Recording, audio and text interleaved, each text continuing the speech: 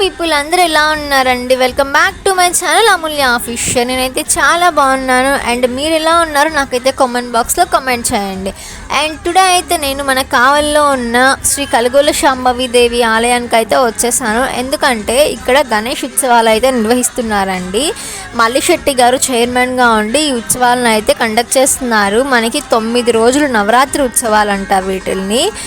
9 రోజులు 9 ప్రోగ్రామ్స్తో ఆ గణేశుడికి అయితే ఉత్సవాలు అనేవి నిర్వహిస్తున్నారనమాట. ఇలాగ ఎంటర్ అవ్వగానే లెఫ్ట్ సైడ్లో అయితే మనకి బుజ్జి వినాయకులతో వెల్కమ్ చెప్పేస్తున్నారు. చిన్నపిల్లలకి చాలా ఆనందంగా ఉంటుంది ఇలాంటివి చూడగానే.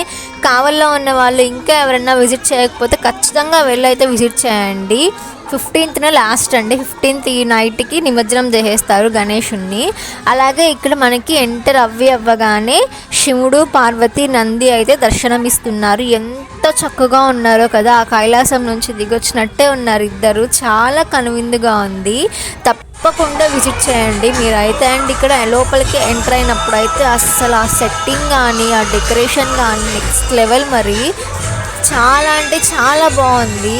అసలు స్వయంభూ ఆ సాక్షాత్తు కైలాసంలో ఉన్న దేవతలను అందరినీ తీసుకొచ్చేసి పెట్టేసినారు. అంత కనువిందుగా ఉంది చూడ్డానికి. అన్ని అమ్మవార్లని ప్రతిష్ఠించేశారనమాట.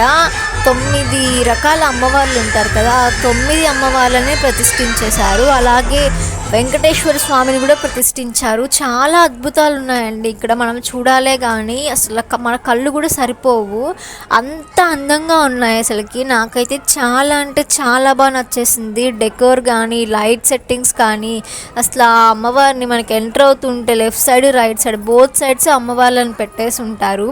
మనకు 2 కళ్ళు సరిపోవు అనమాట. అలాగే ఇక్కడ ప్రతిరోజు ప్రసాదదాతలు ఉంటారు. ఈ 9 రోజులు ప్రసాదదాతలు అయితే ఉంటారనమాట, ప్రసాదాలు ఇస్తుంటారు. అలాగే 14వ తేదీ మధ్యాహ్నం అయితే అన్నదానం కూడా ఉంటుంది. అన్నదానంకి కూడా మీరు వెళ్ళొచ్చు. అలాగే లడ్డు వేలం పాట కూడా ఉంటుంది. అసలు ఈ గణేషుని అయితే కళ్ళు సరిపోవండి, చూపిస్తాను చూడండి మీరే. అసలుకి లైట్ సెట్టింగ్స్ కానీ అసలు వెంకటేశ్వర స్వామిని అయితే తిరుపతిలో ఉన్న వెంకటేశ్వర స్వామి అక్కడి నుంచి దిగొచ్చి మన ముందు ప్రత్యక్షం అయ్యాడా అనిపిస్తుంది అనమాట. అంత చక్కగా ఉన్నారు. ఆ వెంకటేశ్వర స్వామిని కూడా ప్రతిష్ఠించేశారు వాళ్ళు. ఇక్కడ ప్రతి దేవతామూర్తులను అయితే ప్రతిష్ఠించేశారండి. అసలు మన అదృష్టం అనుకోవచ్చు ఇలా చూడ్డము. చాలా అంటే చాలా బ్యూటిఫుల్గా చేసేసారు. నాకైతే చాలా బాగా నచ్చేసింది. మీకు ఇప్పుడు ఒక అద్భుతాన్ని చూపిస్తాను, నాతో పాటే వచ్చేసేయండి. వీడియో అయితే మిస్ చేయకుండా చూడండి. చాలా అంటే చాలా బ్యూటిఫుల్గా ఉంది. మీరు వచ్చి విజిట్ చేయలేని వాళ్ళు ఈ వీడియోలోనే మొత్తం తెలుసుకోవచ్చు అనమాట. ఇక్కడ కనిపిస్తుంది కదా శ్రీ స్వయంభూ శ్రీ వెంకటేశ్వర స్వామి తిరుపతి నుంచి ఆ కైలాసం నుంచి దిగొచ్చారంటే మీరు నమ్ముతారా? నేను నమ్ముతానండి. అసలు చూడండి ఆ విగ్రహాన్ని చూడండి, అసలు ఎంత కళగా ఉందో కదా. నాకైతే 2 కళ్ళు కూడా సరిపోవట్లేదు అనమాట, అంత చక్కగా ఉంది అది. చూస్తున్నారు కదా అసలు ఎంత చక్కగా ఉన్నారు ఆ వెంకటేశ్వర స్వామి. చూడగానే గోవిందా గోవిందా అని పిలిచేయాలని అనిపిస్తుంది మనకి.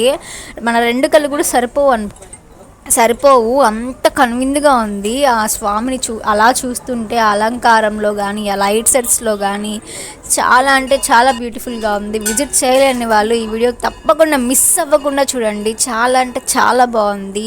ఈ వీడియోలో చూసైనా మీరు ఆనందించవచ్చు విజిట్ చేయలేకపోయి ఉంటే. అండ్ ఇక్కడ కూడా ఇంకొక సెట్స్ ఉన్నాయన్నమాట. చూస్తున్నారు కదా చాలా బ్యూటిఫుల్గా ఉన్నాయి. నాకైతే చాలా అంటే చాలా బాగా నచ్చేసింది. కలగోల శాంభవి టెంపుల్ అంటేనే చాలా ఫేమస్ అండి కావలిలో. మన కావలి వాళ్ళకి తెలిసి ఉంటుంది ఆల్రెడీ.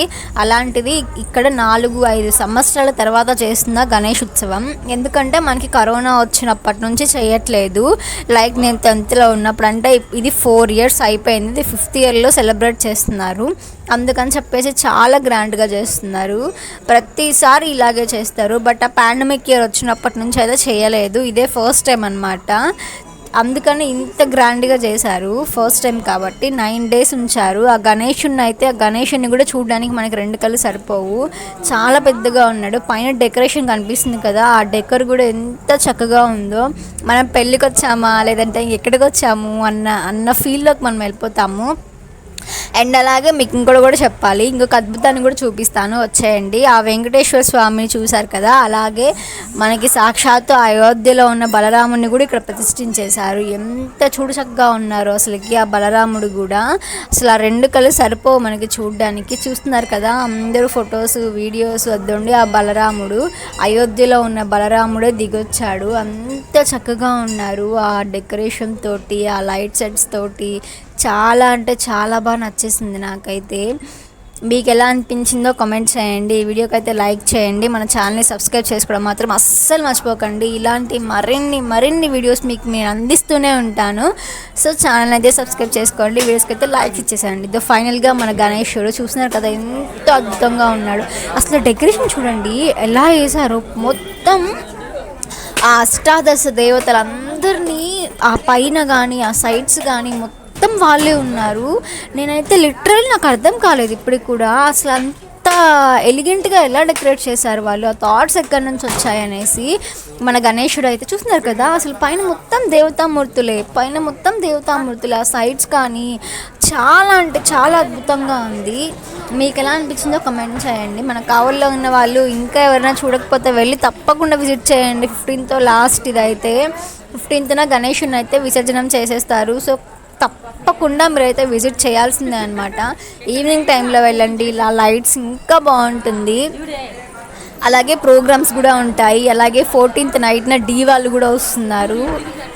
సో ప్రోగ్రామ్స్ కూడా ఎంజాయ్ చేయొచ్చు మీరు. సో ఫైనల్గా ఇదైతే మన కలుగోల శాంభవి దేవి ఆలయంలో మన గణేశుని ఉత్సవాలు అయితే ఇలా నిర్వహిస్తున్నారనమాట. చూస్తున్నారు కదా, మీకు ఎలా అనిపించిందో కామెంట్ చేయండి. మన ఛానల్ని అయితే సబ్స్క్రైబ్ చేసుకోండి, వీడియోకి అయితే లైక్ ఇచ్చేసేయండి. బాయ్. For more updates